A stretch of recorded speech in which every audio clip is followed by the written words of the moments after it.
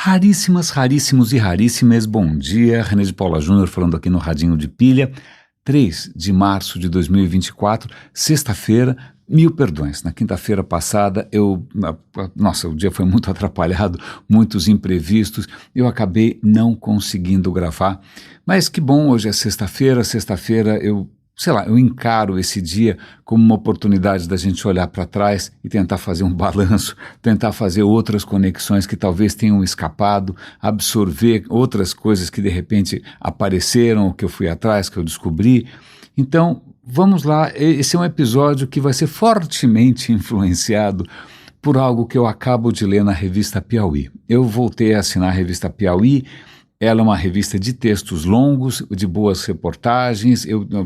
Durante algum tempo, eu falei, acho que eu vou cancelar a assinatura, porque eu não tenho tempo de ler, mas eu retomei e não me arrependo, né? E hoje eles têm um artigo extremamente interessante, talvez até um pouco melancólico, um pouco doloroso para mim, sobre uma nova, digamos, a tendência do caetanismo. Eu já vou explicar. Eu vou tentar conectar hoje coisas que vão desde o começo do universo até você ser feito de energia, até torcidas uniformizadas. Eu estou me propondo aqui, né, um desafio talvez um pouco acima das minhas capacidades modestas. Mas vamos lá. Eu acho que uma boa maneira de começar isso foi com... Eu sigo o Yuval Harari, que espero que você já tenha lido algum livro dele, porque se não leu, pelo amor de Deus, né, saia correndo e compre um agora, não é? Mas o Yuval Harari, pegaram um trechinho de uma fala dele, colocando uma coisa que eu acho que pode ser um bom fio condutor, né? Ele fala, olha, durante muito tempo, né, nós tínhamos certezas, né, nós tínhamos os profissionais das certezas, os sacerdotes das certezas, nós tínhamos livros com certezas, né, que você não podia duvidar, você podia ser, decapitado, queimado numa estaca, torturado, não é? Exilado se você questionasse alguns desses livros sagrados que algumas culturas, alguns países ainda acham que... Eu já ouvi isso de um seguidor de um desses livros, dizendo que está tudo ali, você não precisa de mais livro nenhum, porque aquilo explica a organização da sociedade, aquilo explica como viver, etc, etc, etc. Então, felizmente, né, em alguns momentos da história, talvez com Anaximandro na Grécia, como a gente já comentou aqui, alguém levantou a mão e falou... eu acho que, olha, tem algumas coisas que isso não explica, tem algumas coisas que eu não sei muito bem e que eu gostaria de entender melhor, se possível, sem que você me corte a cabeça ou as mãos ou outras partes do corpo muito interessantes. Mas, pois bem, o que o Yuval Harari está colocando é que em algum momento a gente apostou ou reconheceu na ignorância. Quando surge a ciência, mesmo antes da metodologia científica, mesmo antes de todo o aparato, mesmo antes de tudo, né, Karl Popper, seja o que for, você tem essa completa novidade que é abrir espaço para que você possa explorar a sua ignorância, né, aumentar o círculo daquilo que você sabe, o que vai trazer mais ignorâncias ainda, mais coisas que você não sabia, e aí você vai tentar cada vez mais descobrir coisas que você não sabe, e é por isso que o seu celular funciona, e é por isso que a internet funciona, e é por isso que a gente está vivendo muito mais, não é por orações, água benta, nada disso, é porque simplesmente a gente seguiu um caminho um pouco diferente, não é o caminho mais confortável do mundo, né, mas é o caminho dessa de reconhecer que, puxa, a gente não sabe tudo, né, e que qualquer conhecimento que a gente conquiste, né, um conhecimento que tem que ser, obviamente, validado, não é uma história nova bonita, a história nova bonita não salvou ninguém até hoje, né, algum conhecimento que você possa validar, né, que possa te ajudar a prever o que está acontecendo, o que vai acontecer, toda vez que isso acontece, puxa vida, que beleza, a gente reescreve o que a gente sabia. Então, tudo o que a gente sabe, nesse novo modo de pensar, é provisório, é a melhor solução que a gente tem no momento, amanhã saberei mais, né? Ou como já disse Alice em algum dos livros do Lewis Carroll, né? Eu sou maior do que ontem e menor do que eu vou ser amanhã, na hora que ela está crescendo que nem uma doida, né? Eu sou maior do que antes e menor do que depois.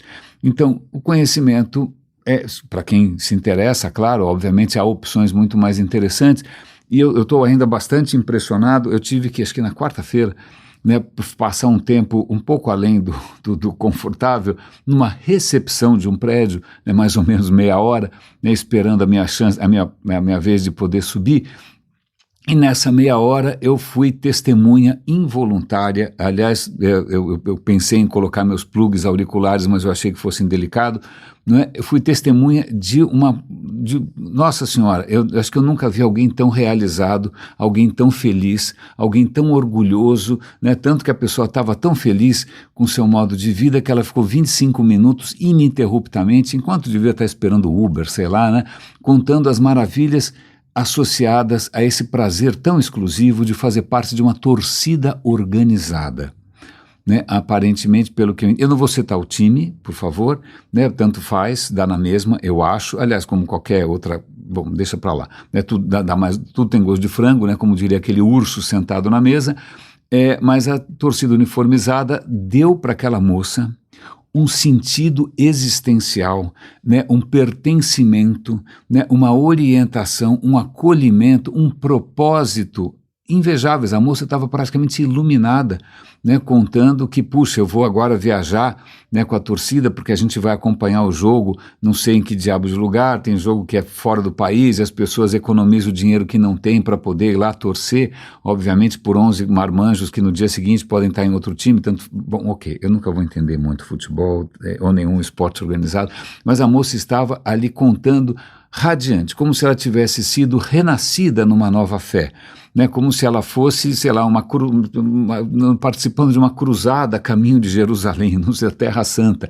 Então, ela era engajada nessa torcida organizada, acho que ela tinha um papel, pelo que eu entendi, e inclusive algumas responsabilidades, porque alguém deu para ela uma camisa da cor errada, e ela ficou apavorada, se eu for vista com essa camisa, o que vão pensar de nós, né, o que vão pensar de mim, porque afinal eu faço parte dessa torcida. A gente inclusive organizou um evento maravilhoso, né, a gente abriu as portas do nosso estádio, do nosso lugar para todo mundo, exceto, claro, para os times opostos, onde já se viu permitir a manifestação de outra pessoa, e ela começou a contar do papel que ela tem na organização, né, porque na verdade torcer por aquele time não era só torcer no futebol, era torcer no vôlei, no pebolim, na bolinha de gude, campeonato de cuspe, tudo você tem que torcer por aquele time em todas as frentes possíveis da atividade desportiva, não é mesmo? E aliás, como nessa torcida organizada ela tinha uma camisa que por acaso é 12, né, eu achei que só tivessem 11, não, tem um goleiro, não sei, bom, 12, então como ela é camisa 12, ela faz tudo na vida dela pautada pelo número 12, então ela vai, por exemplo, numa viagem, provavelmente para assistir essa torcida, para fazer parte dessa, não ia chamar, bom, essa torcida organizada, eu estou tentando aqui controlar o meu sarcasmo, não é? E aí ela é camisa 12, então ela faz tudo relacionado a 12, ela vai viajar no dia 12, ela vai tentar pegar um voo que seja meio-dia e vai tentar, obviamente, pegar um assento 12, porque isso certamente há de fazer uma diferença, não sei qual, né? Mas de qualquer maneira eu olhei aquele nem sei, né, aquela felicidade suprema, né, aquela entrega, aquela devoção, aquele dissolver-se em alguma coisa maior, e eu falei, e eu pensei comigo, fiquei saindo de lá bastante deprimido, porque isso está uma coisa completamente fora do meu alcance. Eu bati a cabeça quando era pequeno, é fato, então isso talvez tenha afetado a minha capacidade de me dissolver em coisas desse tipo, né, e fazer parte de uma coisa muito mais ampla, maior, que exige a minha completa submissão e devoção. Mas então eu sei que eu estou tentando digerir isso até agora, tá bom? Porque obviamente o que eu, ou várias outras pessoas, né, têm a oferecer diante disso, né, assim como tem a oferecer diante de uma fé daquelas também, de bater no peito, o que você tem a oferecer? E você fala, olha, é o seguinte, dá para, sabe esse cara aí que você tá, dá para tirar, não faz falta, né, você pode ser uma pessoa boa sem isso, né, você pode fazer coisas legais sem isso também, você pode encontrar sentido na vida sem isso também, mas é o seguinte, você vai ter que abrir mão de acreditar em astrologia, se você quiser, claro, mas você não precisa acreditar em astrologia, né, aliás é uma boa ideia parar de acreditar em sorte ou em bênçãos dos céus, Desculpa, acho que ninguém vai achar graça. Então, não me elejam para nada, não me elejam para nada, porque provavelmente eu vou ser uma pedra no caminho do futebol, Copa do Mundo, cerveja, né? Astrólogos em geral, né? Eu acho que não votem em mim, né? Porque realmente eu não tenho nada, nenhuma garantia do que o que eu tenho a oferecer como modus vivendi, modo de vida, seja minimamente perto dessa transcendência, né, de alguém que usa camisa 12 numa torcida organizada de um time que tem loja. Ok. Então, isso obviamente abalou qualquer senso de propósito que eu pudesse ter, porque como que você vai competir com uma ideia dessas? Né? E mais ou menos nessa linha, eu estava imaginando esses dias, né, tentando imaginar que você, por exemplo, vamos imaginar que você está procurando emprego. Eu estou procurando um emprego fixo, né, minha fonte de receita hoje é bastante instável, né, uma coisa aqui, outra ali, que como seria bom, mas quase 60 anos isso começa a ficar cada vez mais difícil. Né? Aí imagina que você, de repente, tem uma oferta de emprego, um headhunter, né, um caça-talentos te liga e fala, olha, eu tenho aqui uma vaga muito bacana, né? Muito bacana, quem faz parte da empresa bate no peito, está muito feliz, é um pessoal muito unido. Eu falei, pô, gostei, que legal, tal. Conte um pouco mais. É assim, primeiro que você tem que o fundador, né, o CEO, o chefe, o big boss, o chefão, o presidente, você tem que amar esse cara. Aí você fala, pera, só, essa é uma palavra complicada, eu amo minha mulher, eu amo minha família. Fala, não, você tem que amar esse cara acima de todas as coisas. Você falou, ué, que esquisito, né? E se eu não quiser isso? Olha, se você não quiser isso, você não demonstrar de alguma maneira que você ama alguma outra coisa acima dele, ou, né, ou que você idolatra algum outro chefe, alguma outra empresa, você não só é desempregado, como você vai ficar com o nome sujo no Copom e você nunca mais vai conseguir um emprego e nunca mais vai conseguir, tua vida vai ficar um inferno. Falei, bom, então tá bom, ok, deixa eu assimilar, mas conta um pouco mais dessa história. Né? Esse cara é legal? Fala, não, ele é maravilhoso, na verdade você pode, ele não vai responder você, tá bom? Mas você pode todo santo dia, aliás, você deve todo santo dia mandar mensagens para ele, enaltecendo a grandeza, né, a sua infalibilidade, né, a sua carreira de sucesso, vale a pena fazer isso, porque quem sabe, né, ele vai atender os seus pedidos. Ele falou, como assim, quem sabe? Ele não atende? Atende quando ele bem entende, né? Mas espera, ele atende mais quem é bom funcionário, quem é mau funcionário? Depende, mas vai rezando, vai mandando mensagens de qualquer maneira, pelo sim, pelo não. Quem sabe você pode ganhar bênçãos especiais. Ele fala, pera um instante só, eu gostaria de uma empresa em que todos fossem tratados iguais, né, em que a gente não precisasse puxar o saco do chefe, né, em que a gente não precisasse ficasse nesse sofrimento de ficar mandando mensagens e torcer para que ela seja atendida ou não. Não é? Então, eu não sei se esse chefe é necessariamente um cara tão legal assim, né? Se ele é um cara tão justo assim, né? Porque se ele fosse realmente justo, ele tinha montado uma estrutura em que todos estariam relativamente bem, né? Em que você não precisasse ficar de joelhos torcendo para ser ouvido, né? Que você fosse atendido minimamente, né? E aí, obviamente, vocês já devem ter percebido a pequena analogia que eu estou fazendo, né? Com esse tipo de pensamento em que você se sujeita a uma coisa completamente arbitrária, impenetrável, né, e ainda tem que achar graça, porque senão, obviamente, sua vida vai ficar muito complicada. Né? Agora, eu proponho, e aí não só eu proponho, né, muita gente propõe um universo onde, sei lá, se você estiver doente e for parar num pronto-socorro, ninguém vai perguntar para que time você torce, se você rezou, se você não rezou, se você se masturbou, ou se você, por acaso, fez coisas com pessoas que você não deveria fazer. Né? Não, um pronto-socorro te atende. Aliás, o celular também não vai tratar você melhor ou pior, você não vai ter mais velocidade, mais banda, mais crédito se você for do time X ou do time Y. Não, funciona absolutamente igual para todo mundo. Então, eu considero esse universo, esse novo paradigma de pensamento, né, eu acho ele mais justo, mais equalitário, né, mais humano, mais decente, né? Eu não tenho que ficar rezando para o Einstein para as coisas continuarem funcionando, né? Eu não tenho que ficar rezando, sei lá para quem, né? Para o Schrödinger, né? Para que de repente o GPS continue funcionando. Não, as coisas simplesmente funcionam. Aliás, eu não preciso nem, aliás, funcionam inclusive para quem não acredita, para quem nega a ciência, elas continuam funcionando.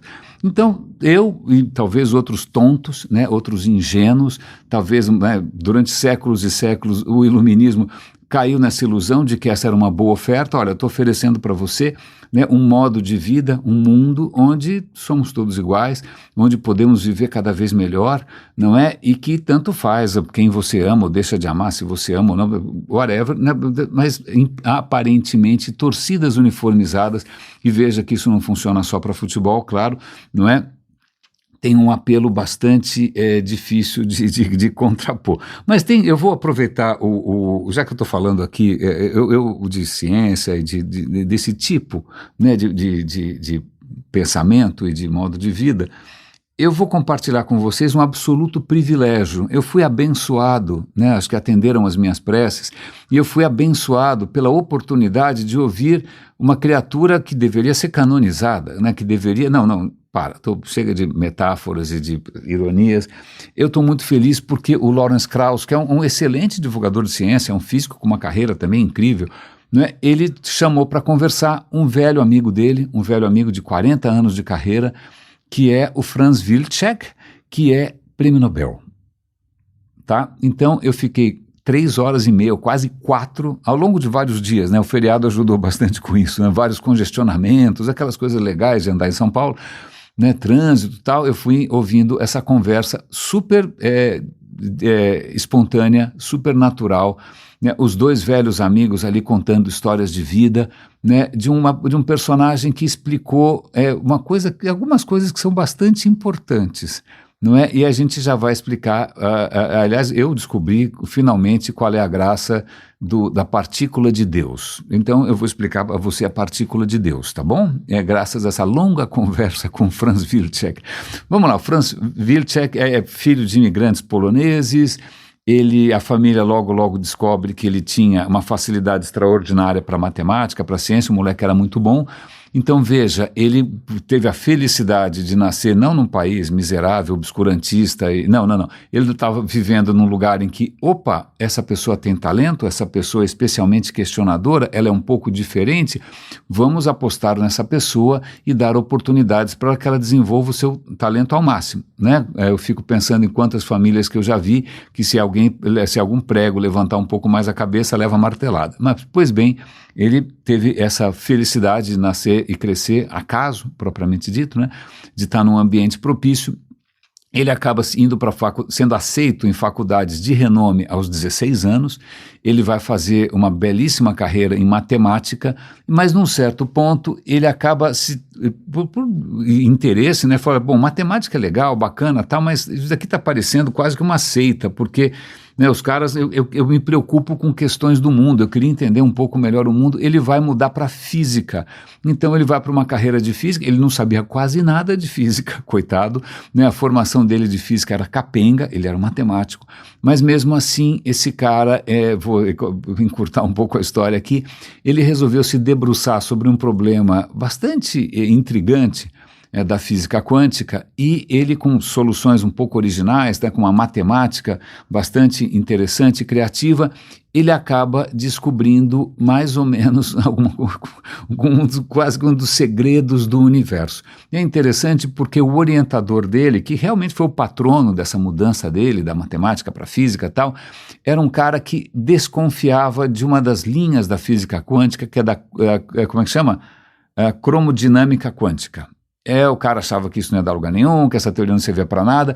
Bom, pois bem, esse rapaz, o Wilczek, um rapazinho na época, ele chega pro orientador e fala, olha, é o seguinte, eu descobri um negócio aqui, eu acho que a gente pode ganhar um prêmio Nobel com isso. E o orientador falou, imagina, isso daí não vai dar em nada, isso é irrelevante e tal. E aí, veja bem, ao invés do cara ser demitido, sei lá, esquartejado, não ser jogado aos leões, né, exilado e tal, o cara continuou a pesquisa dele.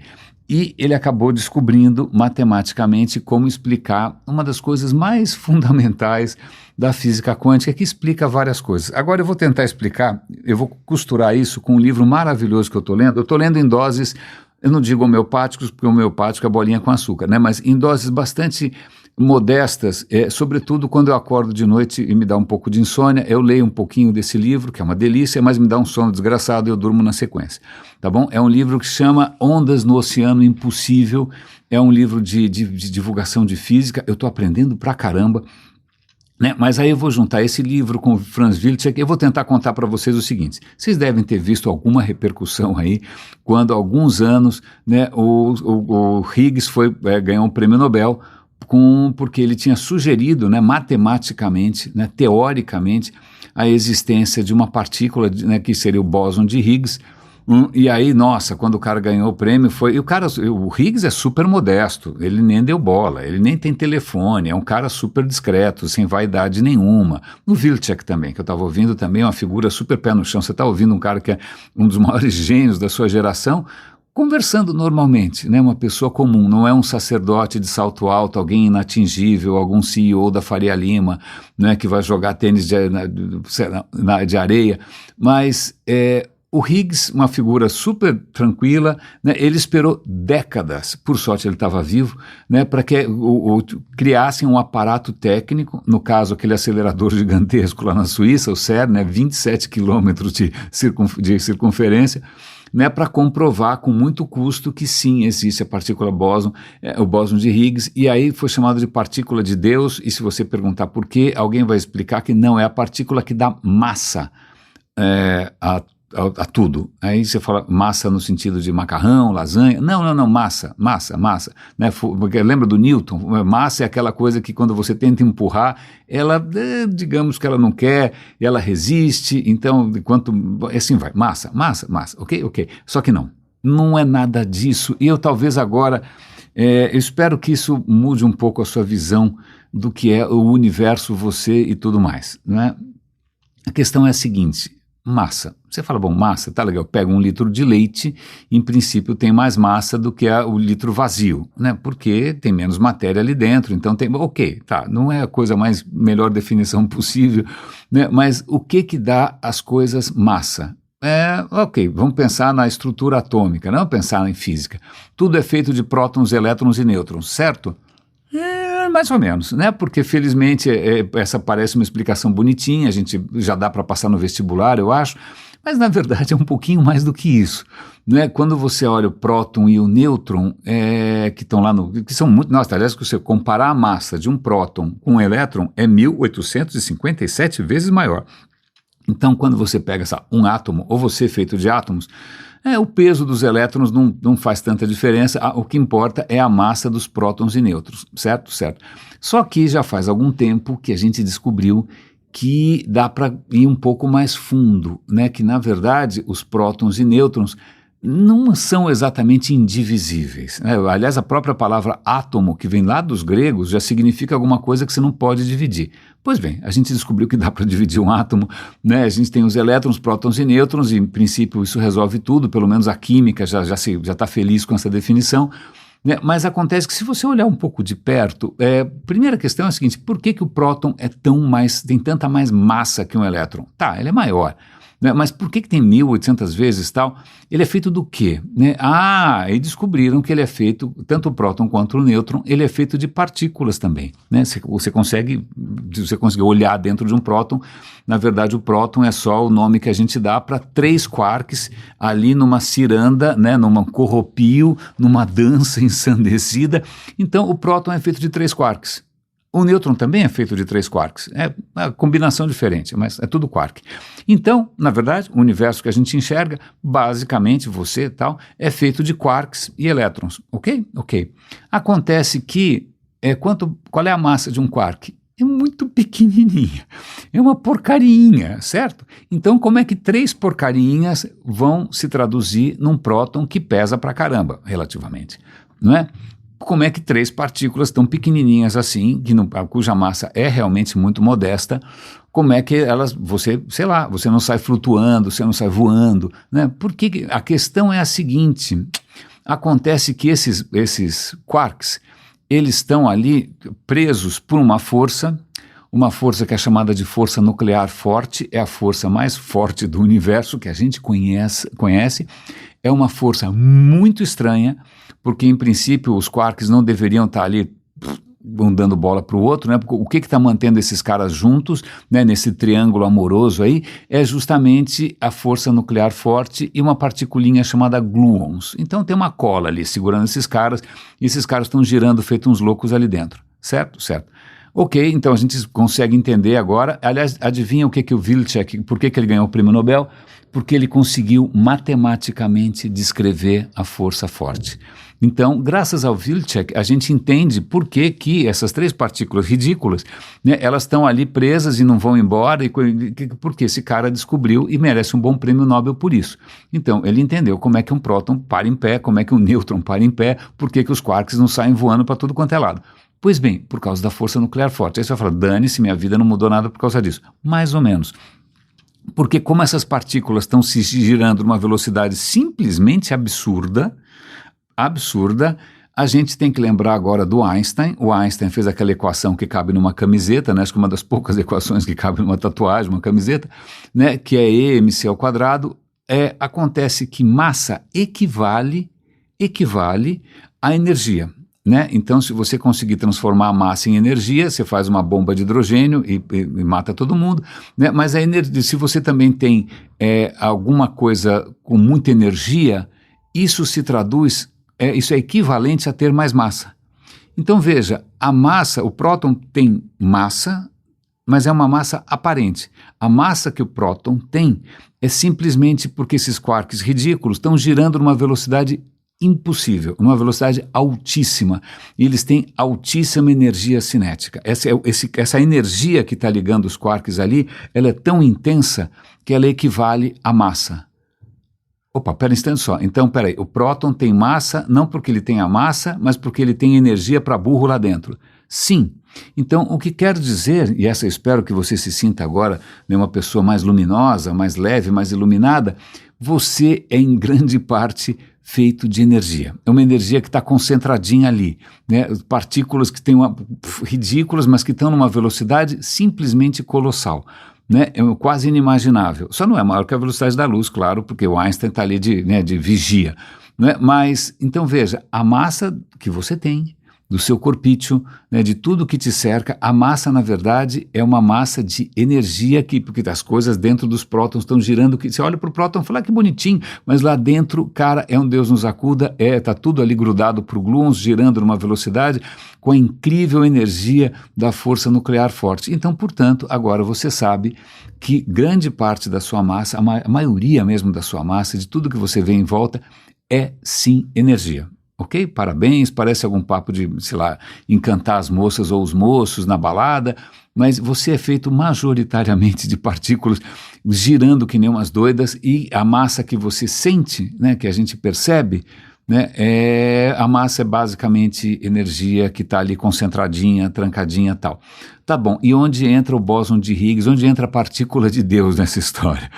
Na verdade, a contribuição, bom, a gente já entendeu de onde vem a massa do próton, do nêutron, dos átomos, tá? Em grande parte a energia por causa dessa força forte, né, dos quarks girando loucamente, porque os quarks em si, os elétrons, cara, a massa é muito pequena. Agora, o que explica a massa muito pequena? Se você pegar um quark paradinho, né, ok, segura um quark aí, a massa dele é pífia. Se você pegar um elétron paradinho, a massa dele é pífia, mas não é zero.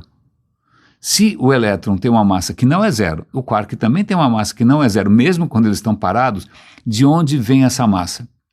Pois bem, essa massa, que é dos caras paradinhos, que é muito pequena, ela vem justamente da interação com um campo, né, campo quântico chamado campo de Higgs. É que aí entra o bóson de Higgs, né? O campo de Higgs dá massa muito pequena, aliás, muito pequena para o elétron e para o quark.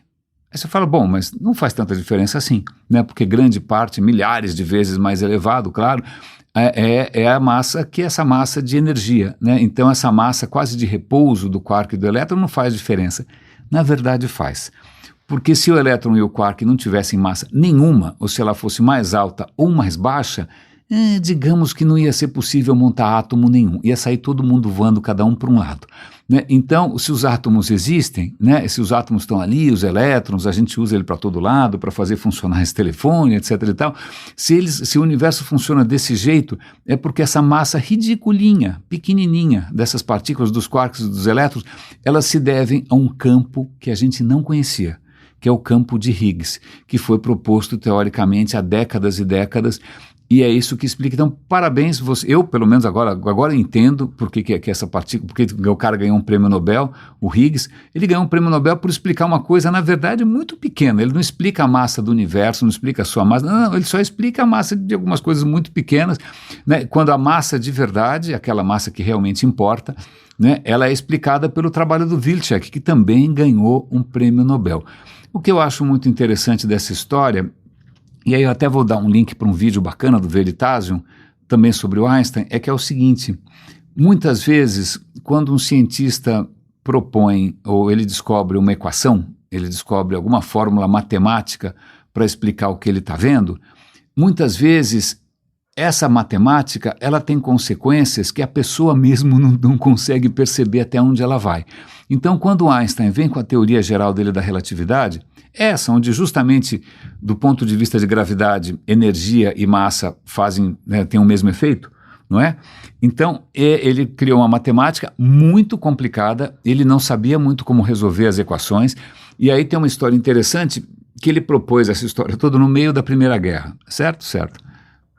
O que acontece é que ele não sabia resolver essas equações muito bem, ele não era tão bom matemático assim, e curiosamente um alemão, um soldado alemão que estava no front, né, no front era um matemático brilhante, o Schwarzschild, ele fica sabendo dessas equações, e enquanto ele está ali ajudando os alemães a calcular a trajetória das suas bombas e balas e canhões, nada como um bom patriota, né, ajudando as pessoas a matar os outros por razões completamente fúteis, mas ele arruma um tempinho e ele propõe uma solução matemática para o Einstein. Ele escreve de volta, fala: olha, felizmente aqui, os dias aqui no front estão relativamente tranquilos, eu tive uma brecha, eu acho que eu estou propondo para você aqui uma equação que talvez ajude a entender os desdobramentos do que você propôs, que nem você imagina. Veja, felizmente isso, imagina, numa Alemanha que vai se tornar antissemita, o Einstein era judeu, né, numa Alemanha que vai julgar mais tarde, né, o Hitler vai dizer que o Einstein é ciência judaica, né, que vai também achar que algumas ideias são filosofia judaica e por isso não funcionam, né, como se a matemática tivesse alguma preferência por monoteísmos ou politeísmos, tanto faz. Mas veja bem, então teve essa colaboração, e aí um dos desdobramentos dessas equações do Einstein, e o Einstein não tinha pensado nisso, é que se você pegar a equação e começar a ver onde ela pode dar numa coisa muito esquisita, né, que é numa singularidade, quando, vamos supor, uma estrela começa a perder ali a capacidade de parar em pé, né, o combustível está acabando, ela vai entrar em colapso. Tá, se ela entrar em colapso, o que vai ter é basicamente gravidade, então a estrela vai desmoronar sobre si mesma. O que acontece? Ela desmorona até o fim, né, até onde ela para? Não, ela vai parar em algum momento, porque ela não pode, sei lá, tem que ter algum limite. Então, intuitivamente, alguns cientistas propunham, não, em algum momento, o princípio de exclusão do Pauli vai permitir que os elétrons... Tá bom, então, até uma certa massa, a estrela, mesmo quando ela fura o pneu ali, quando ela começa a desmoronar, mas ela chega num limite, e que aí ela volta, ela diminui bastante, mas a força ali dos elétrons consegue segurar a onda, ela vira uma anã branca. Ok, né? Mas e se a estrela for um pouquinho maior? O que vai acontecer? Aí os caras também descobrem que se a estrela for um pouquinho maior e ela colapsar, a gravidade é tão grande que ela vai passar por cima dessa história dos elétrons, e aí quem vai segurar a onda são os nêutrons, porque vai ter uma hora que tudo vai virar nêutron, o próton vai virar nêutron, uma confusão, e ela vai parar numa estrela de nêutrons. Tá legal, mas e se você levar essa fórmula mais adiante? Aí as coisas começam a ficar esquisitas e começa a surgir a intuição do que hoje a gente sabe que é buraco negro. Né? Se a estrela for um pouquinho maior que o Sol, 8 vezes mais ou menos, né? Se ela for 1,4 vezes, vira uma anã branca, se for sei lá quantas vezes, vira uma estrela de nêutrons, mas se ela for 8 ou 10 vezes maior que o Sol, e nada disso vai segurar, ela realmente vai entrar em colapso. e ela vai criar uma coisa muito estranha, porque as leis da física começam a entrar em parafuso, vai ter divisão por zero, a coisa realmente fica fora de controle.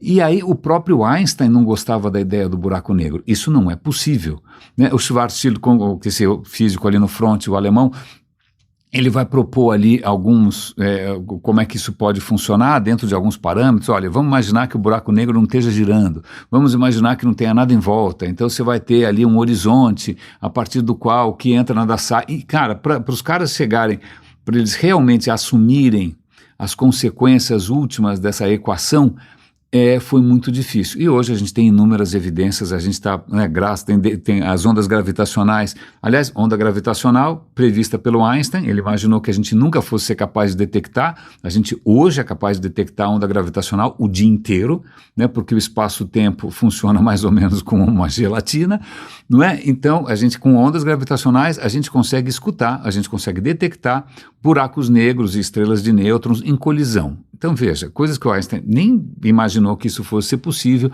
né? As equações dele levaram a isso. O que é muito interessante essa história, né? Como quando você consegue formular, né, algum princípio novo, você não tem ideia de onde isso pode chegar. Então vamos voltar aqui para o Wilczek, porque quando ele começa a descobrir, né, essa força nuclear forte, que vai explicar como é que o próton para em pé, que vai explicar a massa do seu corpinho, né, isso também, se você começar a levar isso mais adiante, isso pode explicar como o universo começou, né? Porque essa história de próton e nêutron demorou um pouco para acontecer. Quando começou lá o começo do universo, vamos chamar de Big Bang, não é? Cara, o negócio estava tão tenso, era tanta energia que, desculpa, estava tudo solto. Era quark para cá, quark para lá, elétron para cá, elétron para lá.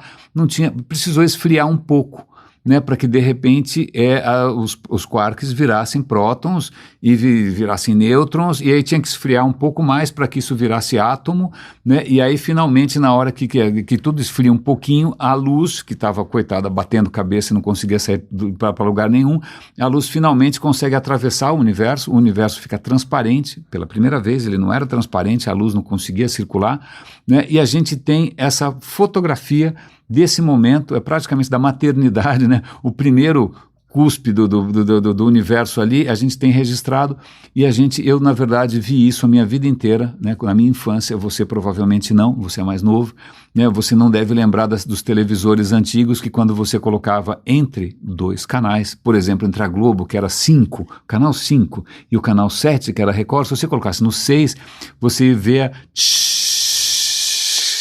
né, um chiado sonoro e também um chiado visual, né, um ruído gaussiano, uma coisa insana. Só a chiadeira, a gente chamava de chuvisco. Né, esse chuvisco, que se você encontrar uma televisão, ela continua pegando, esse chuvisco não estou brincando, ainda a radiação desse momento, do começo do universo a 13,5 bilhões de anos, quando o universo emitiu a primeira luz.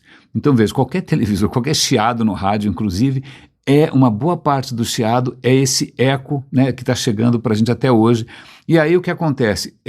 Ok, então agora que a gente entende as forças nucleares fortes e o diabo a 4, a gente consegue entender como daquela confusão em que não tinha nada, só tinha quarks voando para todo lado e elétrons, né, como que isso vai lentamente, né, se formar em prótons. Então veja, olha lá, o Franz Wilczek, que era um matemático, né, um garoto superdotado, que felizmente teve a sorte de nascer num momento e num país, né, que não era obscurantista, que não era, sei lá, que ideologicamente comprometido com ciência judaica ou não judaica.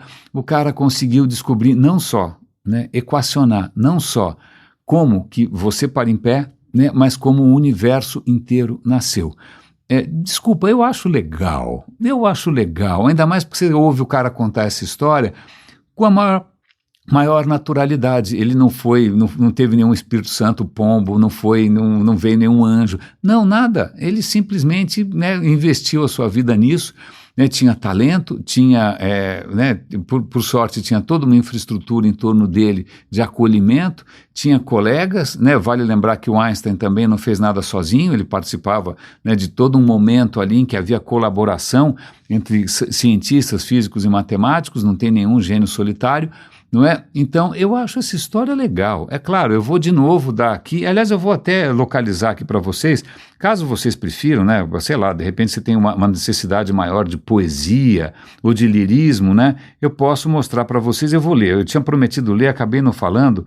Deixa eu ver, uma vez eu perguntei cadê? Será que é isso daqui? Ah, sim. Não, isso daqui é outra coisa. Eu sempre pergunto algumas questões para o ChatGPT e eu salvo. E essas daqui são mitos de criação. Então eu posso falar sobre vários mitos de criação aqui. Ele me citou 10 mitos de criação, né? Então escolhe um, né? Mitos de criação do universo aborígenes. Histórias do mundo dos sonhos descrevem o começo do mundo que foi desenhado ou foi formatado por espíritos ancestrais na forma de animais e forças naturais que viajavam através de uma terra disforme que foram criando a vida e as características geográficas. Se você quiser, né, a mitologia maia para o começo do universo, né, Popol Vuh, que é o livro sagrado dos maias, né, narra que os deuses primeiro criaram a terra, montanhas e a água. Eles tentaram fazer humanos de lama, né? Mas depois de madeira, mas deu tudo errado. E aí, finalmente, eles conseguiram fazer os humanos com milho, que se tornou a carne dos seres humanos. Agora, vale lembrar que não existia milho na Europa até o Colombo descobrir esses caras, certo? Então, milho, batata, várias coisas, né? A Europa e o mundo inteiro ficou sem isso durante milhares de anos, até que um monte de coisa, chocolate, né? Pensa outras coisas, batata, sei lá. Vamos lá. Mitologia chinesa. Então, por que não? Pangu é a figura central nos mitos de criação chinesa. Ele emergiu de um ovo cósmico e separou o yin e yang, balançando seu machado gigante, criando a terra e o céu. Ao longo dos milênios, Pangu ficou cada vez mais alto, separando o céu e a terra cada vez mais, até quando ele morreu. E quando ele morreu, as partes do seu corpo viraram as partes e assim vai, do universo. Né? Olha aqui, se você quiser uma outra narrativa, muito melhor que Big Bang, né? Muito mais poética, a mitologia egípcia, né? Os egípcios acreditavam que antes do mundo ser formado só tinha águas escuras e caóticas chamadas Num. Né? Dessas águas surgiu um morrinho de terra seca, onde o deus Atum, que até hoje eu não sei o que ele estava fazendo antes, ele se assentou ali. Né? Atum criou a si próprio, então ele resolveu criar o ar e a umidade. Shu e Tefnut tem nome, Shu e Tefnut, dos quais os outros deuses nasceram, levando a criação. Tem vários aqui. Você quer um mito maori? Você quer um mito da Polinésia? Você pode também ter um mundo. Olha só, o japonês é interessante. No começo, o universo era uma massa caótica que gradualmente se condensou num mar enlameado. Que bonito, né? Desse mar surgiu um graveto, um reed, como é que chama? Como se fosse uma plantinha, dos quais nasceram os deuses Izanagi e Izanami. Né? E eles mexeram o oceano com a lança, eles já nasceram com lança, criando as ilhas do Japão. Então, pelo visto, o mito de criação japonês não se preocupa com o resto. Você não faz... Desculpa, eu estou viajando nessa história toda, mas essa história de narrativas são interessantes, e eu acho que eu vou me lembrar aqui de uma conversa que eu citei com vocês, do Sean Carroll, com um cara que estava escrevendo a história desses mitos todos de criação, a história da pré-história, né? Porque faz tempo que a gente inventa histórias para explicar como é que as coisas começaram, como é que era tudo antes, tal. Então, essas histórias abundam, né? Se você pegar, sei lá, histórias europeias, vão dizer que sei lá, os povos primitivos que eram pagãos e adoravam a natureza, e lentamente eles foram devagarinho chegando finalmente, né, a uma noção de um Deus monoteísta, etc. e tal, ou então vão achar que de repente no começo havia várias raças e algumas delas eram inferiores e não evoluíram, né, e algumas raças superiores evoluíram e ficaram mais superiores ainda, e por isso que você tem o direito de colonizar a África e fazer escravidão, etc, etc, etc. Né? Aliás, vou fazer um parêntese aqui.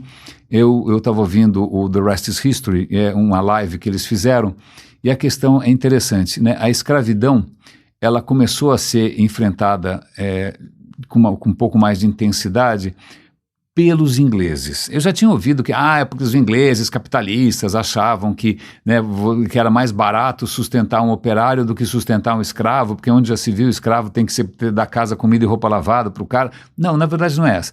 Na verdade surgem movimentos religiosos na Inglaterra, né, movimentos evangélicos, movimentos quaker, para quem essa história esse papo todo de que esses caras não têm alma, que é furada, todos os seres humanos têm alma, são todos iguais, onde já se viu uns ter alma e outros não, né? E aí é indigno você tratar outros seres humanos dessa maneira, né? Então o movimento anti-escravagista nasce na Inglaterra e ele só foi para frente porque, por acaso, a Inglaterra tinha a maior força naval do mundo. Ela tinha se consolidado na Batalha de Trafalgar como a maior potência marítima, então ninguém queria bater de frente, literalmente, com a marinha inglesa. Então, veja, quando a Inglaterra começa a pressionar os outros países do mundo para abolir a escravidão, ninguém gosta da ideia, mas os caras tinham navio, tinham canhão, então, né, o comércio internacional, como é que você vai fazer?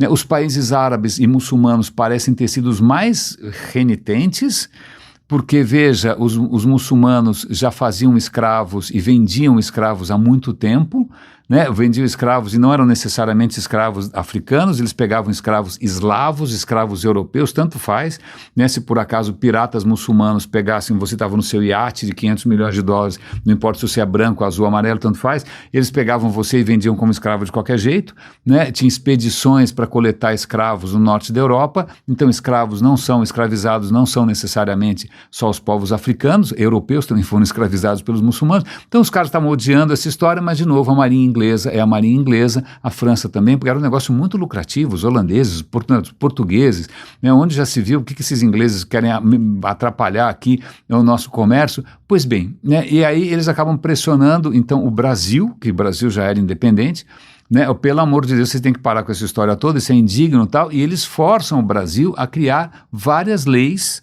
E essas leis, obviamente, foram feitas sob pressão e que certamente não foram jamais cumpridas à risca. Foi um ato de hipocrisia nacional, de malandragem, de jeitinho, e é daí que vem a expressão para inglês ver. Eu fiquei fascinado, eu não sabia dessa história, então quando você fala que alguma coisa é para inglês ver, isso retrata aquele momento em que a Inglaterra estava forçando o Brasil a criar leis para abolir a escravidão e a gente inventou umas leis de Araque lá, que a gente cumpriu mais ou menos, continuou contrabandeando escravizado para tudo quanto é lado, não é? Então é daí que vem a expressão para inglês ver. Mas tem uma outra questão interessante aqui, voltando para esse cara que está contando a história da pré-história, que a gente tem que tomar um grande cuidado com algumas narrativas que têm algum tipo de essência. Às vezes você vê um documentário no History Channel, sei lá, National Geographic, Discovery, né, que vai mostrar lá os caras na pré-história descobrindo fogo, porque a alma humana, o espírito humano indômito de conquista, de aventura, né, aquela coisa heróica. A questão é a seguinte, não tem nenhuma essência da nossa espécie. Quando você projeta lá atrás, né, nos nossos antepassados, características que você acha que, por acaso, enaltecem você mesmo e os seus amigos e tal, você está fazendo uma injustiça, porque essa essência nunca existiu, né? A gente chegou onde chegou através de mudanças graduais, não tem nenhuma essência, não tem nenhuma alma humana. Bom, se tem alma humana, então me diz, o Neandertal tem alma ou não? Né? A partir de que momento os primatas, veja, é um processo gradual, né? A gente se separou da linhagem dos chimpanzés faz 7 milhões de anos. E aí teve várias linhagens, né, dos nossos antepassados, algumas deram mais certo, outras não. Uma série delas deu origem ao Homo sapiens, que eu não sei por que é Homo sapiens, devia ser Homo várias coisas, Homo credens, Homo fidens, Homo odiens, não sei, o homem que crê, o homem que tem fé, o homem que odeia, né? Mas assim, o Homo sapiens é um processo gradual. E aí, presta atenção, a partir de que momento alguém coloca uma alma ali, que antes não tinha? Ou então tudo tem alma, né? Se tudo tem, ou então, como assim? E mesmo a história de que o Homo sapiens é um caminho, né? É como se fosse uma linha reta, desde lá de trás, a gente conseguiria reconhecer nos nossos antepassados mais distantes as nossas fabulosas qualidades, como, por exemplo, fazer torcidas organizadas e camisa 12, etc. e tal. tem um vídeo muito bacana mostrando que não é bem assim. A nossa história não é uma linha reta em que de repente havia uns concorrentes aí que ficaram no meio do caminho. Não. O caminho se ramifica, o caminho se bifurca, o caminho se cruza. Você tem sangue Neandertal, você tem genes de Neandertal. Na Ásia você certamente tem sangue de Denisovans. Não é? Então não tem uma linha reta, não tem uma continuidade, não tem uma essência, não tem um lugar que seja o berço original da humanidade que nasceu naquele cantinho ali. Não, isso foi tudo gradual, isso foi tudo junto, misturado, isso é uma bagunça. Ok? Porque é assim, né? Quando alguma coisa é muito certinha, muito arrumadinha, é porque é alguma narrativa. Porque normalmente as coisas são bem bagunçadas. Não é? E eu vou encerrar, voltando para a história do caetanismo, com um excelente artigo da revista Piauí. Acho que ele está comentando algum meme aí que andou circulando, que eram grandes artistas globais, as figuras veneradas, celebridades, fazendo uma festinha e eles estão ali cantando músicas do disco Tropicália, do Caetano Veloso, como se fosse alguma coisa sagrada, né? Um deles até fala, eu acredito em Deus, mas no caso ele estava fazendo uma selfie com Caetano, né? Caetano teria conseguido, ele é a alma do Brasil, né? Ele retrata o Brasil de verdade, mas o que o artigo mostra é que isso é uma coisa meio melancólica, isso é uma coisa da esquerda que perdeu o pé, né, da esquerda que ainda acha que ela representa o Brasil de verdade e que o bolsonarismo, né, os bispos evangélicos, bolsonaristas, antivacina, aquilo não é o Brasil de verdade, aquilo é alguma aberração inexplicável, porque o Brasil de verdade é aquele Brasil caipira, aquele sim, o caipira oprimido, ele representa o Brasil, o caipira naquele contexto católico, né, de achar que o sofrimento é virtude, ele sim representa o Brasil de verdade, mas a questão é, não. O evangélico, ele até cita, olha, o cara que vem te entregar o almoço no iFood, ele provavelmente mora na periferia, muito certamente é evangélico e muito provavelmente vota no Bolsonaro porque ele quer progredir, né? O bolsonarismo não só é dessa família simplesmente inominável, horrível, né? Mas ele representa anseios reais de progresso, né? De custe o que custar, né? Dane-se essa história de natureza, etc., mas eu quero prosperar, né? Dane-se a história de direitos humanos, eu quero ser feliz, não é? Mas isso não é, sei lá, uma espécie alienígena, isso é Brasil tanto quanto o caipira que de repente existe cada vez menos, o caipira que de repente votou no Bolsonaro, né? Tem uma certa fantasia da esquerda, né? Com coisas que já perderam o pé, com coisas que já não tem mais sentido, né? Tem até uma coisa bastante moralista, né? O que é aceito, tanto que quando surge a Tropicália, a esquerda brasileira, a linha dura, achou que, imagina, isso é uma coisa que não é Brasil, isso não é brasileiro, porque isso tem muita influência estrangeira, isso tem muita influência de jazz, eles usam guitarra elétrica é uma coisa dos Yankees, né? O que é brasileiro deve ser o quê? Pagode, eu nem tenho noção, né? Sei lá, Bumba Meu Boi, eu não sei o que eles acham que é brasileiro, né? Mas aí o que acontece é que grandes artistas, né, como Chico, Caetano, Gil, os caras conseguem ter uma sensibilidade extraordinária e mostrar contradições do Brasil. O Brasil é legal, mas, como diria o Tom Jobim, que quando morava nos Estados Unidos, ele falou o seguinte, aqui é bom, mas é uma merda, mas o Brasil é uma merda, mas é bom. Não é? Mas essas contradições, como é que um povo pode ser, né, tão dançarino, tão sensual, mas ao mesmo tempo tão autocrático, tão violento, como é que ele pode ser tão corrupto e tão generoso? Então essas contradições aparecem no disco Tropicália do Caetano Veloso, que aliás eu não consigo ouvir, porque me parece uma coisa muito datada, parece para mim a lembrança de um momento que não volta mais, né, de uma visão que talvez naquela época também fosse um pouco limitada, mas já era dolorosamente lúcida, não é? Mas que hoje perdeu completamente o pé.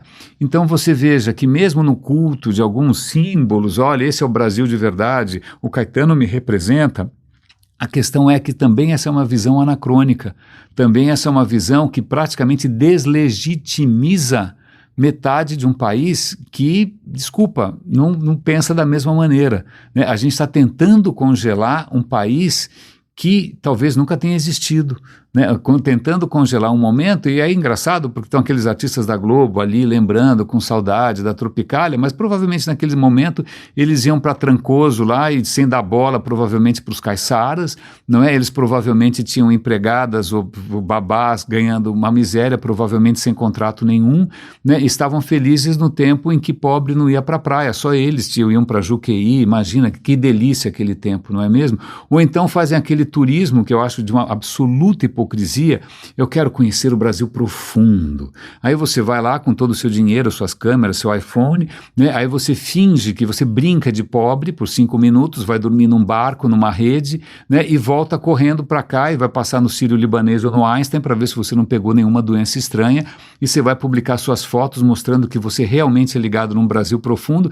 E desculpa, o Brasil profundo não é turístico, né? O Brasil profundo só é legal para quem vê de fora, né? Essa coisa meio pitoresca, o encanto pelo caipira, pelo primitivismo, isso só tem graça se você está numa galeria no Oscar Freire tomando vinho branco, né? O cara que está lá deve estar com ódio de você, ele está interessado no seu dinheiro, na verdade, né? Na verdade, ele talvez até capriche um pouco naquela coisa pitoresca, porque assim os tontos, né? Os tontos vêm aqui, né, tentar lavar a alma e achar que fizeram alguma coisa a respeito e tocaram o Brasil profundo, porque o Brasil de verdade não é esse que está aí, não. Esse não é o Brasil de verdade. Então, veja, desculpa essas reflexões um pouco, sexta-feira eu me permito um pouco mais de vagar, um pouco mais de liberdade, mas o quanto a gente ainda é prisioneiro dessa busca por essências, por coisas que não mudam nunca, né, por livros sagrados, por verdades inquestionáveis, né, enquanto por aí, felizmente, tem uns caras que, olha, eu acho que eu descobri uma falha, né, eu vou propor um experimento aqui para mostrar que talvez a nossa teoria esteja errada, né, oba, achei aqui uma brecha, que legal, vamos fazer outra, né, e o que é que você descubra, isso não vai ser só para quem torce pelo seu time, para quem tem a mesma cor de cabelo, isso é para a humanidade. Né, que pode até ser uma fantasia, de repente a humanidade nunca vai conseguir se considerar humanidade, não é? De repente veja o mito de criação do Japão, não incluía, sei lá, Copacabana, não incluía nada, não é? Então, veja só como esses vícios de pensamento de uma essência das coisas imortais, das coisas que não mudam, de verdades escritas em pedra, elas nos amarram, né? Nos amarram, enquanto tem outras opções por aí. Podem não ser tão sexy, podem não ser tão assim empolgantes, engajantes, né? Podem não te dar assim, um sentido profundo de pertencimento a uma coisa muito maior do que você, mas deveria dar, porque se tem alguma coisa maior do que a gente, é reconhecer que, cara, ninguém é especial, né? Nenhum lugar é especial, né? Que as mesmas leis que explicam como você funciona, são as leis que explicam como um buraco negro lá fora funciona, são as mesmas leis, são as mesmas partículas, né? Em algum momento você vai ser reciclado, suas partículas vão fazer outra coisa,